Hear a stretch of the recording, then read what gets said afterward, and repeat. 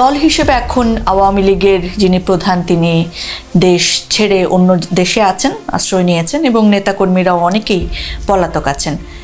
আপনি আসলে আওয়ামী লীগের দল হিসেবে রাজনৈতিক ভবিষ্যৎ কি দেখছেন? একথাও বলবো, শেখ হাসিনা আওয়ামী লীগ করে নাই, শেখ হাসিনা লীগ করেছে। আওয়ামী লীগের জন্মদাতা পিতা হচ্ছে মজলুম জননেতা মৌলানা আব্দুল হামিদ খান ভাসানী। এরপরে হোসেন শহীদ সোহরাওয়ার্দী আওয়ামী লীগকে চালিয়েছে। এরপরে নেতা হয়েছেন বঙ্গবন্ধু শেখ মুজিবুর রহমান। তার সঙ্গে অনেকেই ছিলেন, তর্কবাগীশ ছিলেন, অনেকেই ছিলেন।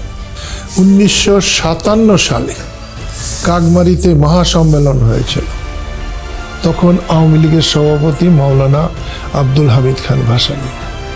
সেখানে প্রশ্ন উঠেছিল যে দলের কোনো নেতা সরকারে এবং দলে একসাথে দুই পদে থাকতে পারবে না, যে কারণে বঙ্গবন্ধু শেখ মুজিবুর রহমান সেখানেই প্রাদেশিক সরকারের উনি মন্ত্রী ছিলেন, মন্ত্রী পদে পদত্যাগ করেছিলেন। উনি শুধু আওয়ামী লীগের সেক্রেটারি জেনারেল ছিলেন।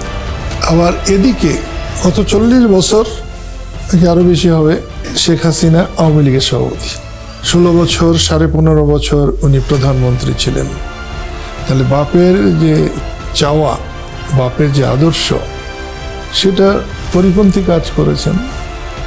অন্যদিকে ওবায়দুল কাদের সেতুমন্ত্রী ছিলেন, অন্যদিকে উনি সেক্রেটারি ছিলেন। এরা একজনও রাজনৈতিকভাবে বঙ্গবন্ধুর আদর্শকে বহন করে নাই।